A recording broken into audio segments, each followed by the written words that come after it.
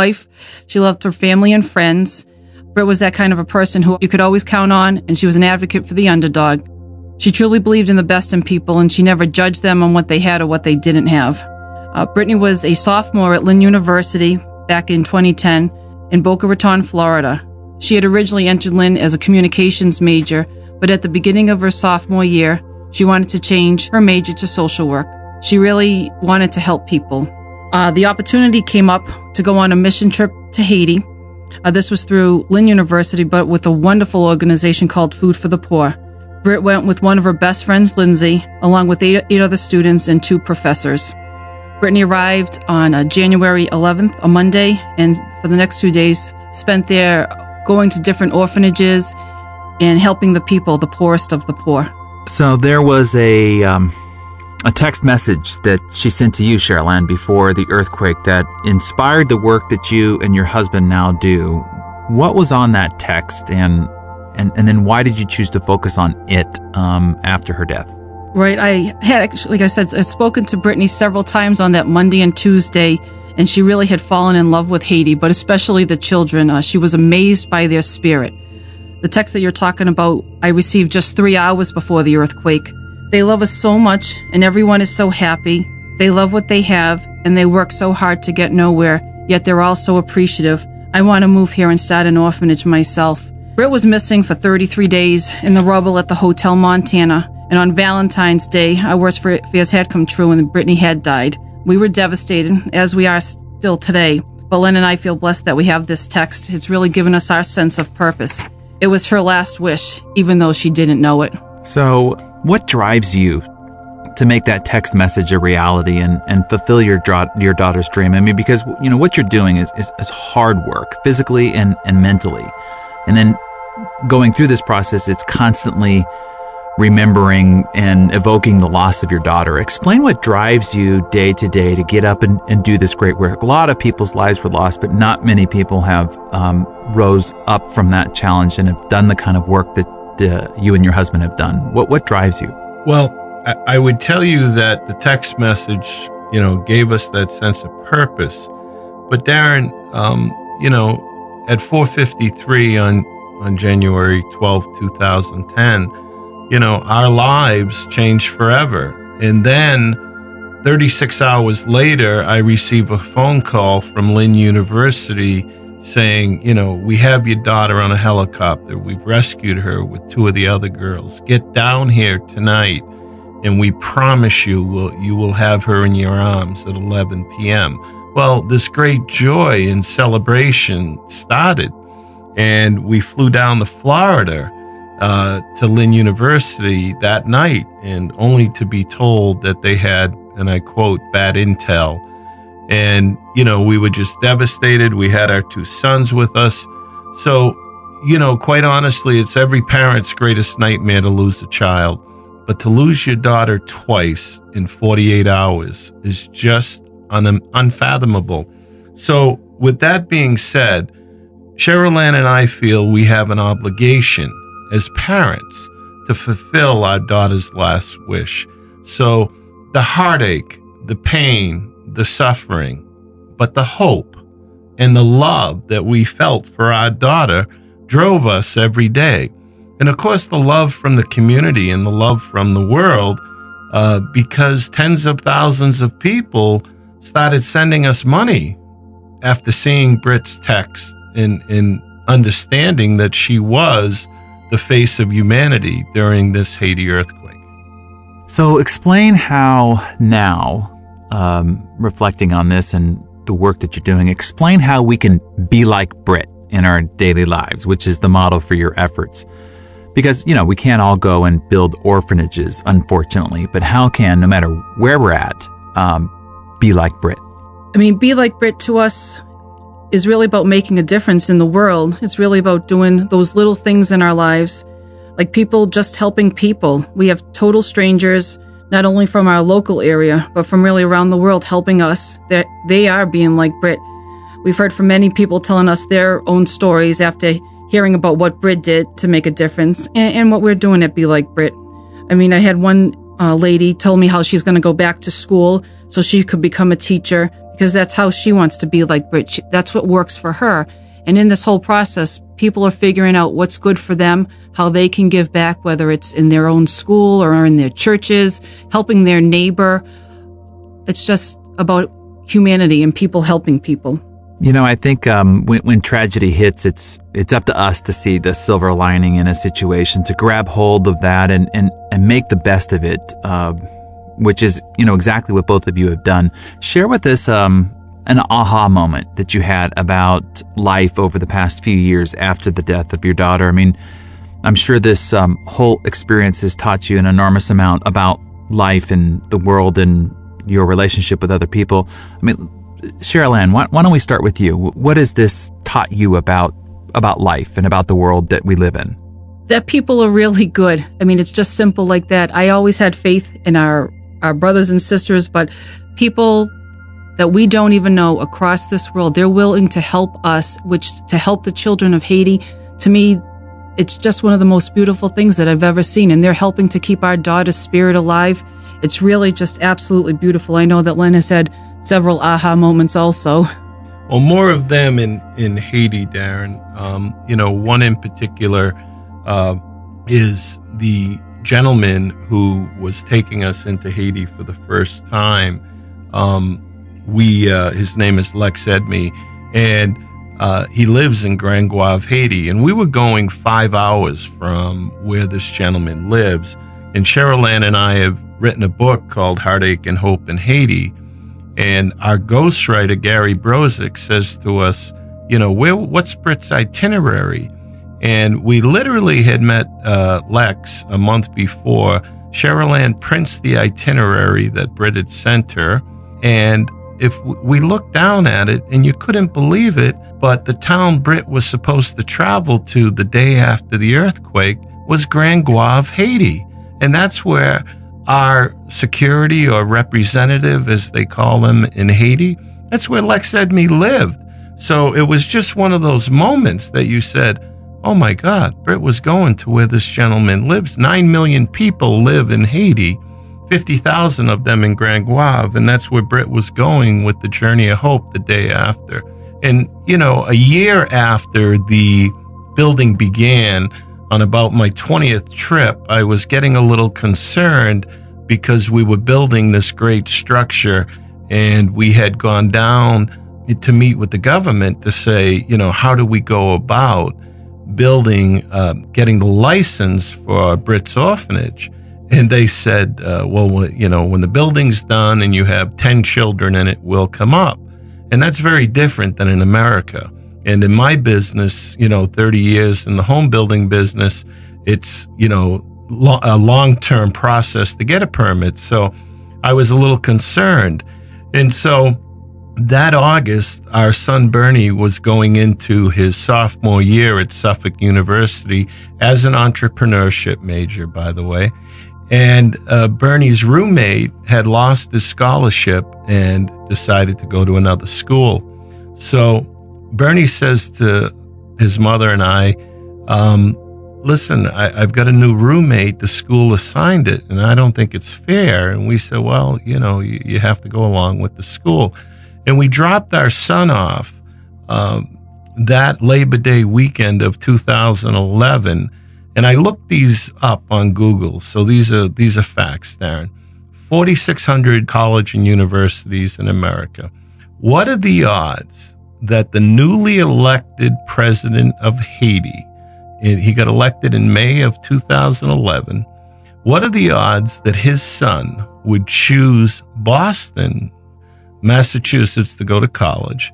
What are the odds that he would choose Suffolk University? And what are the odds that when we drop our son off to Suffolk, his roommate is one Michel Martelly Jr., the president of Haiti's son? I mean, is that unbelievable? Is that serendipitous? I mean, we just couldn't believe it. Wow, that is incredible. Now, more than just building an orphanage, I read where you in particular, Lynn, talked about wanting to teach the Haitian people. So how has your goal with your work changed as you spent time in Haiti and with the people there? You say you've been there now 39 times. Tell us what you truly hope to accomplish now. What's your vision of what's possible now after 39 experiences with the Haitian people? Well, we have actually retired here in the United States, and as I like to say, I just switched countries. Now we're building homes in Haiti for the poorest of the poor, people that live in shanties and shacks and tents. It has just been such a need.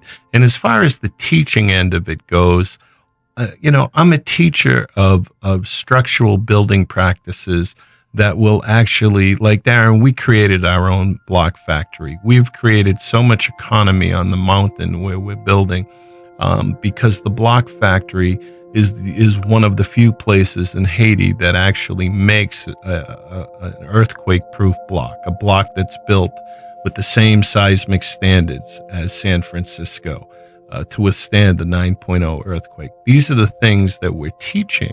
So when I say that I've been a teacher, I mean, that's all I've done in Haiti, is be that teacher for the Haitian workers. We had on average 100 workers a day working for us at Be Like Brit for 2 years. And Cheryl Ann and I just returned last night from my 43rd trip. So we're there, which, I'll let Cheryl Ann talk about. We're there now doing harder work than it was to actually build this building. So tell us about that, Cheryl Ann. What are you doing there, and what are you finding is the outcome of your work now? What are you focused on? Well, right now, as of today, we have 23 beautiful children living in Brittany's orphanage.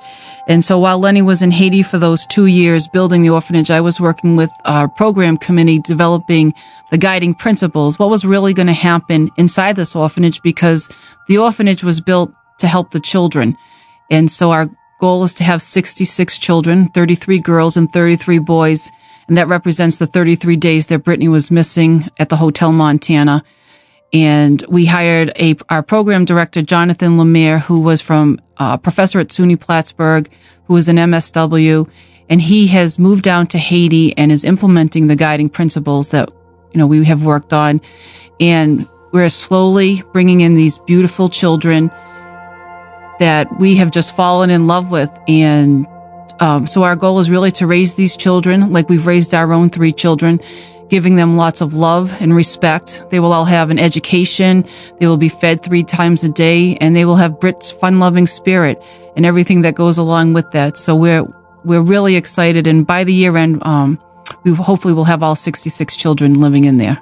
I'd like to hear a little bit more about this triumphant moment. I mean, it's the orphanage, long awaited, opened at the end of 2012, I understand. I mean, that must have been an extraordinary moment for you both. Describe it to us, and then how did it feel, and how did the people react when it finally was made available? Well, we had finished the building the end of December. I had stayed till about the 29th. And our program director, who is a sociology professor from SUNY Plattsburgh, had flown down, and I got him settled. And then I gave him a small punch list and went home to the United States. And we had 70 of our family and friends flying down with us on January 4th. And it was a beautiful weekend. The weather was picture perfect. The flights, there was not one delay. Logistically, everything went just fabulous. And we landed in Port-au-Prince about 2:00 and got to Brit's orphanage about 5, and just had this amazing moment where we walked in, and there's 30 or 40 mountain children all dressed up in their Sunday best, and they're singing to us, and as Brit's cousins and her friends from grade school, high school, college, and just all these wonderful kids, they had a moment where they actually saw and felt what Brit felt. And it was just so beautiful. It's very hard to describe, but it just was like this dream was coming true, and what Brit had left as her last wish was now a reality. And so we housed 75 people that weekend, because we had some folks from Haiti stay with us. And we had this wonderful dedication ceremony, Darren, at 11 a.m. on that Saturday, January 5th, where we had Father Bob Lord, who married Cheryl Ann and I, and baptized the children and gave them their sacraments. He came, he's 79. Father John Madden, who is our Brits priest and our priest here in Worcester, Mass. And then we had Pastor Lex Edme, who is the Haitian pastor, evangelical, that we worked with the entire time. And then we had a Haitian priest, and then we had a Church of Christ minister from America who's a professor and is on our program committee. And so, Deb, the five of them celebrated the dedication. And we are an ecumenical orphanage. And it was just one of these beautiful moments as we were sitting there and looking out, and all of us were coming together in Haiti and dedicating this orphanage to Britt. And when I tell you, we all stood up, and there had to be 150, 200 people at the dedication, and held hands and said the Lord's Prayer. It was just one of these just beautiful, as a parent, as a human being, it was just one of these beautiful moments that we just, we're very proud, we're very proud of Britt to have the courage to go into Haiti and to, risk her life to help the poorest of the poor. And now we have taken her last wish, and it's become a reality. And so that was really the moment for us that was just beautiful. So after the dedication, Cheryl Ann and I brought everyone home safely, and then we went to back into Haiti with our USA director, and we had our Haitian director, and we have our program director. And of course, the program is everything that goes on with the children inside the building. So the five of us met all week, and we felt, okay, at this point, we've got the guiding principles. We've reviewed the 37-page document. We have now said to each other, we're ready. Everybody is trained. The staff is hired and trained. We're ready. And so that afternoon, the Haitian nurse knew of an orphan that the mother was killed in the earthquake. The father was recently killed on a motorcycle accident. And so she went out with the aunt, and at about 5 o'clock, she walks in the door with little Curvins, who was a 3-year-old, just beautiful little boy. And, we're kind of looking at him, and I said, who is he? And now they speak Creole, so, the interpreter is telling us what's exactly going on, because I'm piti parle Creole. And so it was just this beautiful moment, and Cheryl Ann and I are standing there looking at this little boy, and all of a sudden our maintenance man, Cupidon, walks out behind us, and he goes, "Be like Britt's first son." And Cheryl Ann just runs out the door of Britt's orphanage because she's in tears. And I'm just looking at this little boy, and I'm thinking of this text that I've seen on Cheryl Ann's phone. The children love us so much, and they're all so happy. And it was like the reality of, we've done it. We've accomplished Britt's dream. And it was so awe-inspiring. It was just beautiful. And to see this little boy and to look into his eyes, I could see Britt, and I could see her smiling. And it was just so beautiful that I couldn't help but evoke just, tears of happiness. It was just beautiful. So I have a final question for you today, both Lynn and Cheryl Ann. Yeah, as we part ways, touched by your story and by your great example, what do you hope that people take away from everything that you've shared today? I mean, tell us what we should remember after our time with you today is up. For me, it's still so personal, Britt as my daughter. And I want people to remember Britt for who she really was, and that she wanted to make a difference. And I hope people decide how they want to make a difference, just like Britt did. And Darren, I hope they take out of it heartache and hope in Haiti, where 100% of the profits will go into an endowment fund so that we can sustain Britt's orphanage. It's a book that we promise people will laugh, they will cry, but they will be inspired to be like Britt. And that's our goal, and that's why Cheryl Ann and I wrote about a very painful, but then a very beautiful time in our life. So we hope that people